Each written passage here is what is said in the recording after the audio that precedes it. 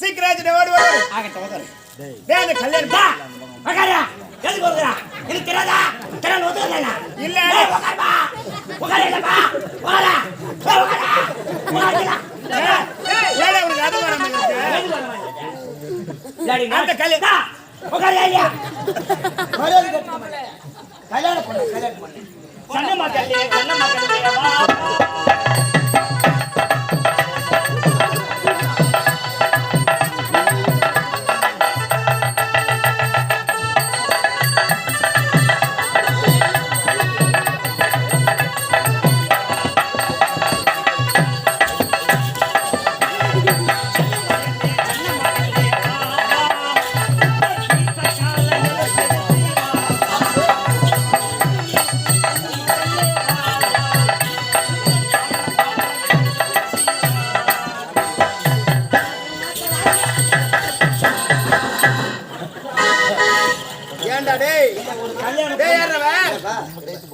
என்ன சொன்ன இப்ப என்ன பாடின வந்த அவ சேனமாவா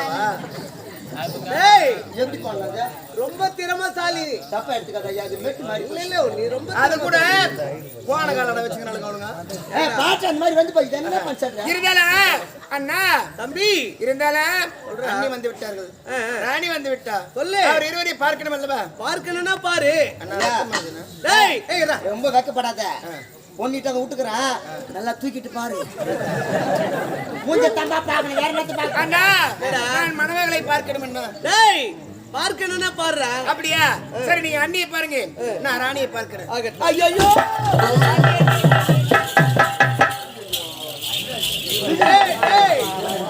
ஏய் பண்ணி வா நில்லு இன்னாருக்கு இது யாருன்னு தெரிஞ்சு உட்கார வைக்க மாட்டேன் நீ தவற எடுத்துக்காதீங்க நான் சரியாதான் எடுத்தாந்திருப்பேன் பொண்ணுகள் இட்டாரு வந்து உள்ள கரெக்டா போய் போச்சு செகண்ட்ல பிகர் மாறி போய்க்குது அந்த பக்கம் உட்காந்துக்குது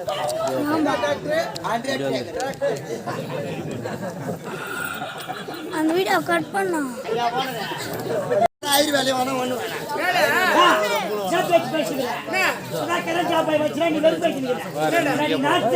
எனக்கு ஆயுர்வேத தெரியாது ஆயுர்வேத தெரியாத வேலை வந்து பர்கர் நான் சொத்து வந்து முகம்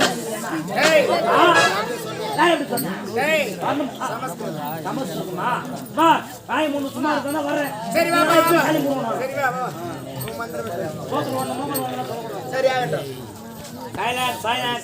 ஐயா அப்ப மதத்தை மாத்தி சொல்லிடலாமா சொல்றேன்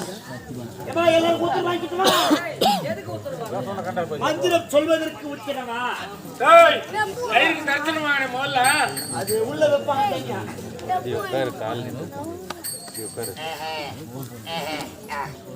குருவே குருவே சாடுப்ப சொல்றேன் கேளு குருவே நானா முந்தி பிறந்தவனா பூல்வல் தரித்தவனா ஆலையேறியும் ஆலிச்சூடி அரிச்சவனா சூப்பர் ஸ்டார் போட்டவனும் செம்மலா போட்டவனும் ஆத்து போட்டவனும் ஆராயத்தை கொட்டவனும் பாடி தாய் இறக்கணும் யாச்சு எடுத்து போட்டு போட்டு அடிக்கிறவனும் நாடுக்கு 7 மணி வரணும் 9 மணி வரணும் வெட்டி வாசிக்கிறவனும் ரத்தம் வாசிக்கிறவனும் மரியாதை கட்டுக்கு மரியாதை ஏன் கட்டிக்கிறேன் அவரா எதெல்லாம் தவிர முத்து மோட்சம் ஒரு ஆளாம் காலி காத்தரே பூகளா பண்ணி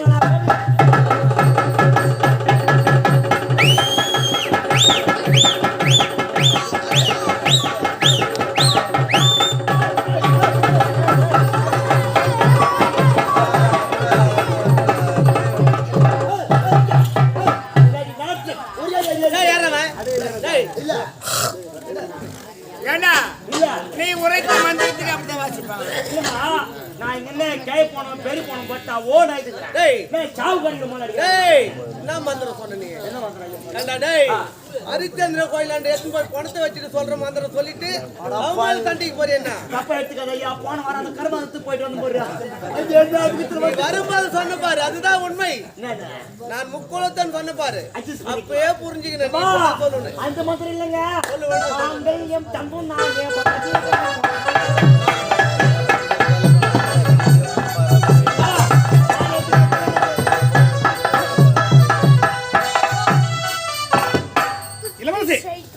சிறிய வயது முதல் தாய்க்கு தாயாக தந்தைக்கு தந்தையாகவும் உங்கள் இருவரையும் பேணி காத்து வளர்த்தவன் நான் இருந்தாலும் என்னுடைய கையினால் மாலை வாங்கி இந்த மணமலை ஏற்றுக்கொள்ளுங்கள். தளபதியார் நிறுத்தியா? யார் யாரி? கேவலம் ஒரு வேலைக்காரன் கொண்டு வந்து மாலை கொடுப்பானா? என் மகளுக்கு நான் திருமணம் நடத்துறேமா? எப்படி நான் நடத்துவேன்? எப்படி நடத்துவேன்? கல்லையும் முள்ளையும் மிதிப்பது எதுடா? செருப்பு. செருப்புக்கு சமமானவன் இவன். ஓ மை கடவுளே. கொண்டு வந்து மாலை கொடுத்து என் மகளுக்கு நான் திருமணம் அத்தே அத்தே என்ன வார்த்தை உரைக்கிறீர்கள்? அவர் யார்? அவர் எப்பேற்பட்டவர்? எமது நாட்டின் போர் படை தளபதி. அவர் மாலை கொடுத்தவர் இருக்குது. மன்னிப்புக்கிறேன். இவன் நம்முடைய நாட்டுக்கு எப்படி வந்தான் என்று எனக்கு தெரியும். எப்படி? பட்டப்பிள்ளைக்கு வந்தவன் இவன். பரதேசி. பரதேசி. ஆமா. இவன் கொண்டு வந்து மாலை கொடுப்பானா? என் மகள் இருவருக்கு நான் திருமணம் செய்யணுமா? எப்படி எப்படி நடத்துவேன்? அத்தே மன்னிப்பு கேட்க முடியுமா? முடியாதா? கேட்க முடியாதுடா. முடியாது என்றால் திருமணம் நடக்காது.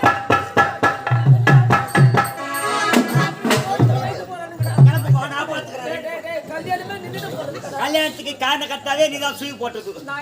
என்னவா நீ விஷயம் தெரியாதால இருக்கிறீ? அடச்சா மாப்பிள்ளைங்க என்ன கேட்டாங்க? தப்பா என்ன தவறா கேட்டாங்க? மன்னிப்புக்காக சொல்லுகிறேன். யார் போய் யாருக்கு மன்னிப்பு கேக்குறது? நான் ஒரு மகாராணி, அவன் ஒரு வேலைக்காரன். வேலைக்காரன் போய் நான் மன்னிப்பு கேக்குறேன். ஐயா நான் நீ ஒரு பொண்ணு காசு நடத்து இருக்குது. கேட்க முடியாதுன்னா ஒரு 2 பொண்ணு நான் தான் வச்சுக்கணும். கல்யாணம் நடக்காது. ஏன் கல்யாணம் போடுவாங்க? முந்து நான் வச்சுக்கிறோமா? அதனால மன்னிப்பு கேளு. மகளுக்காக நான் மன்னிப்பு கேட்கிறேன். ஆகட்டும் கேட்டுட்டு வா. ஐயா தளபதியார், நான் சொல்லியதில் தவறாக இருந்தா மன்னிச்சிடுங்க ஐயா. பெருசுப்படுத்தாதீங்க. மகாராணி, ஐயா நீங்கள் கூறிய வார்த்தையில் துளி கூட எனக்கு வருத்தமே கிடையாது. அப்படியா?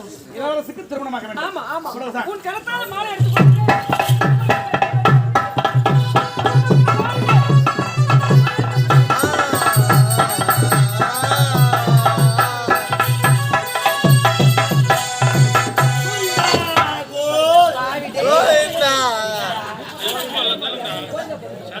பெருமாள் கோயிலுக்கு போலாம். முடி குடிக்கலாம்.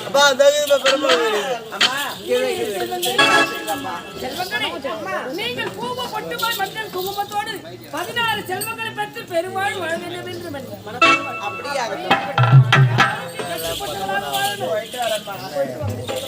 என் கடமை முடிந்துவிட்டது. அப்படியா? இப்போது உன் தந்தை இருக்கிறது நான் தேடி செல்ல போகிறேன். அப்படியம்மா? சரிம்மா.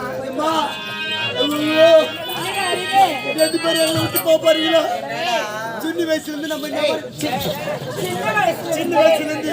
நம்ம எப்படி எல்லாம் சுத்திருப்போம். சட்டி கூட போடாம சின்ன வயசுலமா கல்யாணம் பண்ணி போறியோ? முதலூர்ல எவ்வளவு கஷ்டப்பட போறியோ? முதலூர்ல கஷ்டமா இருந்தா என்ன கூப்பிடு, வந்து பாத்துக்கிறேன்.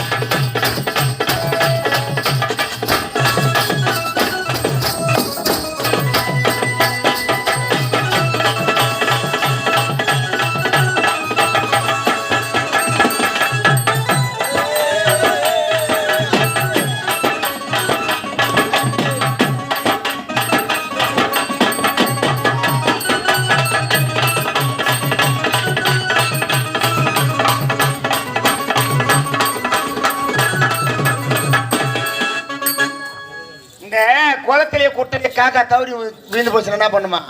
வீலும் வச்சுக்குமா? அது மாதிரி வச்சு நடக்கிறீங்க. என்ன விஷயம்? அவர் ஆடியது, நீ ஆடியது. வராத நாட்டியம் எங்களுக்கு தேவை கிடையாது. வந்த நாட்டியம் எங்களுக்கு தேவை. சீக்கிரம்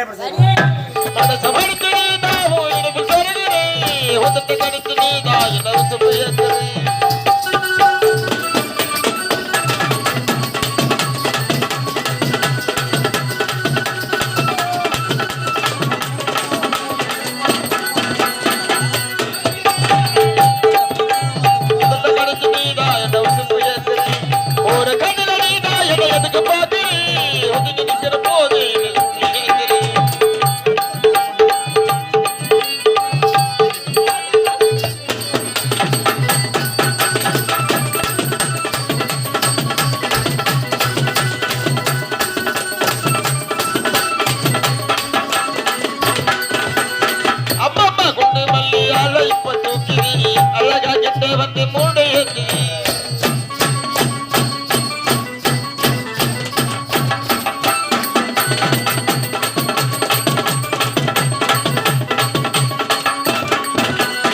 அம்மம்மா குண்டு பள்ளியால இப்ப தூங்குது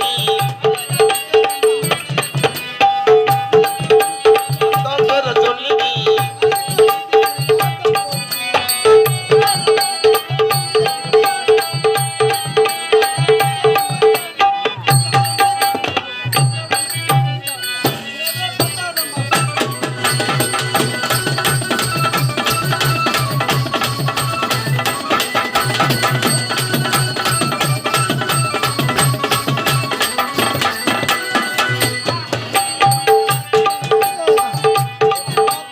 ரொம்ப இனிக்குதா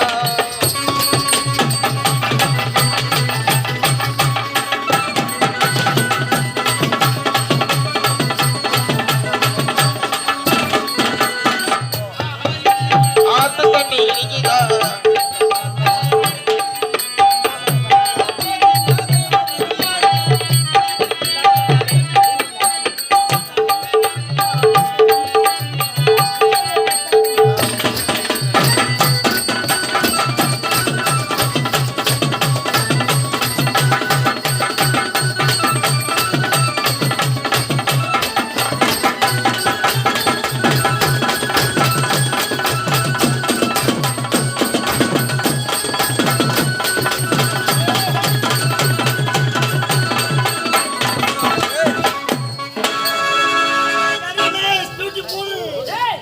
சப்பாய் சப்பாய் வேக விமர்சனம் பண்ணுது ஆமா கிளம்பி கிளம்பி கட்சி அப்படியா மாப்பிளைக்கு இருவருமே குரலுக்கு ஏற்பாடு செய்ய ஆமாவா அதற்கு நான் நேரா போகலாம்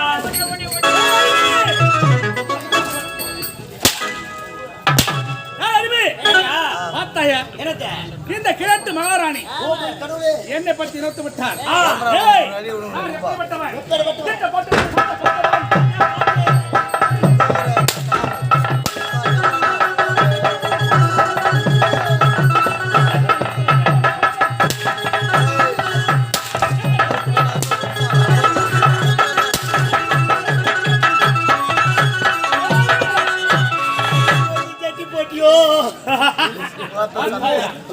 அந்த கிழக்கு மகாராணி என்னை பற்றி நோத்து விட்டவார். செருப்புக்கு சமம் என்றும் இரு ஜாதிக்கு இழிவாக ஆணவத்தோடு பேசிவிட்டாயா? இரண்டு மக்களையும் வாழ வைத்து விட்டு மமதி பேசிவிட்டாயா? இன்று சொல்கிறேன், இரண்டு மக்களை இந்த நாட்டில் வாழவே விடக்கூடாது. இந்த சத்திய நாட்டை அடைய வேண்டும் என்றால் அவர்கள் குடும்பத்தை அழிக்க வேண்டும்.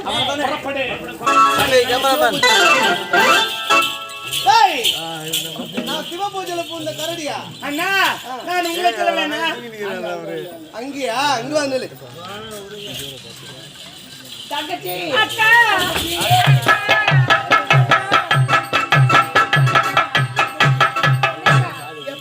நல்லா இருக்கியா? ஒரு அக்கா ஞாபகமே உனக்கு இல்லையாடி? அக்கா என்னடி? போக்கா என் கூட பேசாதக்கா. கல்யாணத்துக்கு முன்னாடி அடிக்கடி என்ன பார்க்க வருவேன். ஆமா. எப்போ உனக்கு கல்யாணம் ஆச்சோ இல்லையோ இல்லையோ மாமாவே கெதியா இருக்கிறேன். நிறைய வேலைடி, தொலைக்கிற வேலை, சமையல் பண்ற வேலை, அந்த வேலை, இந்த வேலை, வாசல் பெருக்கிற வேலை, உலகத்துல யாருமே செய்யாத வேலை. என் காலு கையெல்லாம் வலிக்குது. அக்கா ஒன்னு சொல்றேன் கேட்டுக்கிறியா? ஆமா. என்னங்க? இனிமே நீ வேலை செய்ய தேவை. வேலைக்கார போடுறீங்களா? ஏன் அவளை போடனா? அவளையா இருக்குது. ஏற்கனவே என்ன மக்கா தாச்சி இருந்தா தந்து என் தலைமையில போடு. ஐயோ சேர்த்து வச்சிரு. அக்கா வேலையில நீங்க என்ன செய்யற? வீட்டுல மாமியார் இல்ல, நாத்தனார் இல்ல, அவங்க தலையில கட்டுக்கா. அந்த குறையெல்லாம் உங்களுக்கு எதுவும் கிடையாது. இல்லாத கொடுமை, இல்லாத கொலைக்கு தாண்டி நான் செய்திருக்கிறேன். அப்படியா? சரிங்க. பாத்தீங்களா கட்டிய கணவன்மார்கள் நாம் இருவர் செக்குலக்கு போய் நிக்கிறோம். நம்மள என்ன கேட்டவங்களா? கேக்கலையே. அதுவிட பெரியவரே இருப்பாங்க. என்ன சொன்னாங்க தெரியுமா? ஒரு இல்லறத்திலே அக்கா தங்கச்சி பிறந்து விட்டா. சத்தியமா சொல்றேன், அவன் ரெண்டு பேரும் மட்டும் ஒரு இடத்துல கட்டி கொடுத்து இதை ஒன்று சேர்ந்திருக்கிறேன். அது போல அங்க ஒன்று சேர்ந்து வச்சுக்க அந்த குடும்பம் சொல்லக்கூடாதா? இப்ப ஒண்ணு சேர்ந்துக்கிறாங்க. இதன் பிறகு இந்த குடும்பம் என்ன கதியோ? அதெல்லாம் தின்னு நாம தான் புத்திமதி சொல்லணும். நீ ஆமா, நீ எத்தனை முறை ஓடி ஓடி புத்திமதி சொன்னாலும் நான் திருந்து போறது கிடையாது. சரி போகட்டே அவங்க கொடுமையை ராணி மாமா வணக்கம் மாமா வணக்கங்க. நல்லா இரு நல்லா இரு. ஆ, இருந்தாலும் ஒரு நேரத்துல நீ குழந்தையா இருக்கும் போது உனக்கு ஜட்டி போட்டு அழகு பார்த்து ஐயோ மாமா இதையா சொல்லுவாங்க. இல்ல இப்ப நல்லா இல்லடா. இப்ப நான் சொன்ன நேரம் சொல்லாத. டேய் ஒரு நேரத்துல இவ குழந்தையா இருக்கும் போது இவளுக்கு ஜட்டி போட்டு அழகு பார்த்த மாமன்னு சொன்னேன். இப்போ அப்ப ஜட்டி போட்டு பார்த்தா இப்ப ஜட்டி கேட்டு வரா.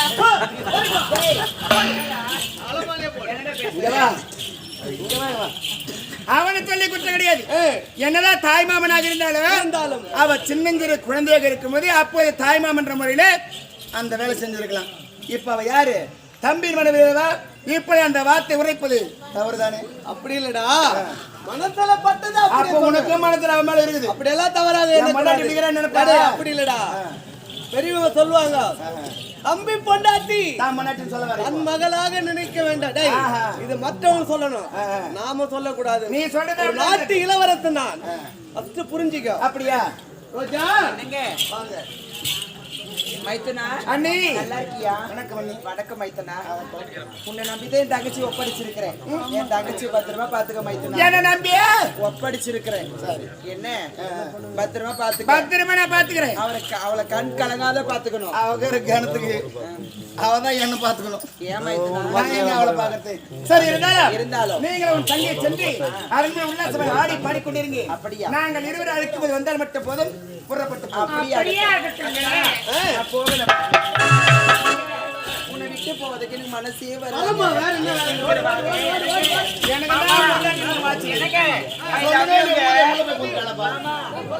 வாங்க சமைச்சு வைக்கிறேன், சாப்பிடுவீங்க. அப்படியா? எனக்கு ஐ லவ் யூ மாமா. மாமா சீக்கிரம் வாங்க, ஒட்டி இருக்க முடியல. ஏன் ஊத்திங்க? அது உன் தம்பி கேட்டு கூட நல்லா தெரியும் அந்த வேலையை. என்னடா ஆனா சத்தியமா சொல்றேன் டேய். சொல்றா டேய். ஏன் போயிட்டு சும்மா டேய் நான் என்ன பண்ண உன்ன? எனக்கு என்ன பொண்டாட்டி ஒண்ணு வாச்சது. சொன்னனோ இல்ல கபான் உள்ள போய் போட்டுட்டா. ஆனா எங்க அந்நியர் பத்தியா உங்கள் மீது பாசம் பரிவு பற்றுடையவர்கள் தங்களை விட்டு பிரியமனம் இல்லாமல் தங்களை புடவை எடுத்து செல்ல வைக்கிறேன். இது போல ஒரு பொண்டாட்டி இந்த பாய் கம்மி. தம்பி ரோஜாவை நானே ஒன்றாக பள்ளியில் படித்தோம்.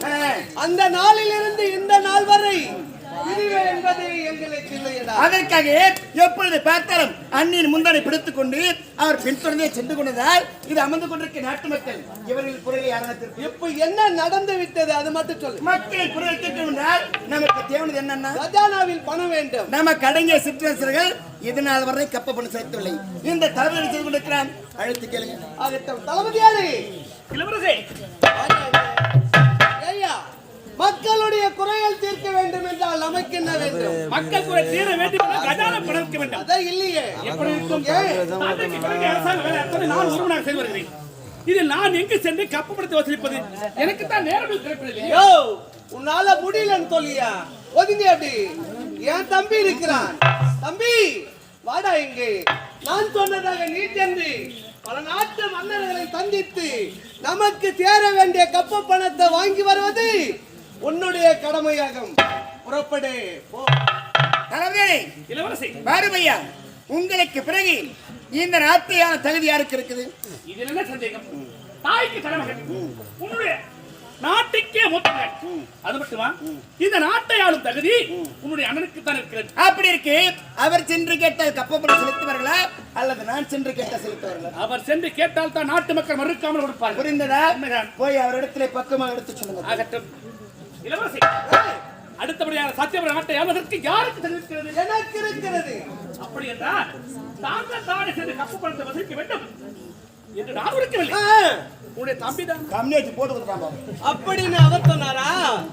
டேய் வாடா இங்க. வாடா இங்க.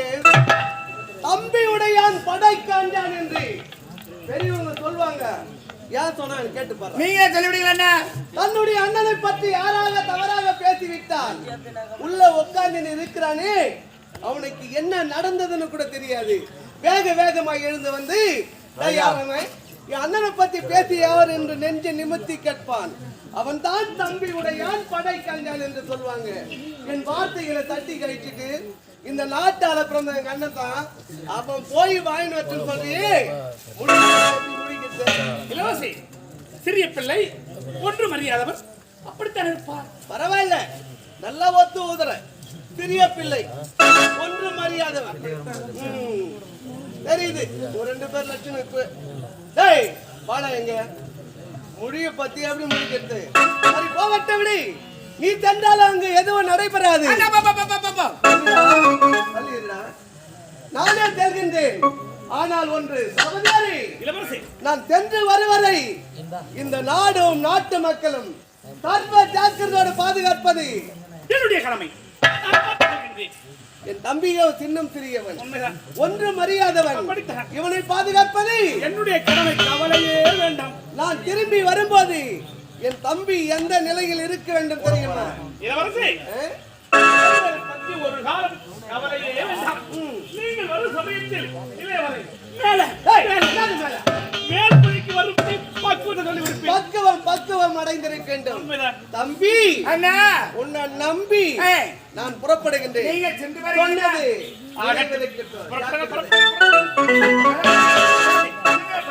சென்றிருக்கிறார். கப்ப பணம் விட்டு இருக்காங்க. உண்மைதான். இப்ப நான் வெளியே செல்ல வேண்டுமா? நகரம் செல்ல வேண்டும்.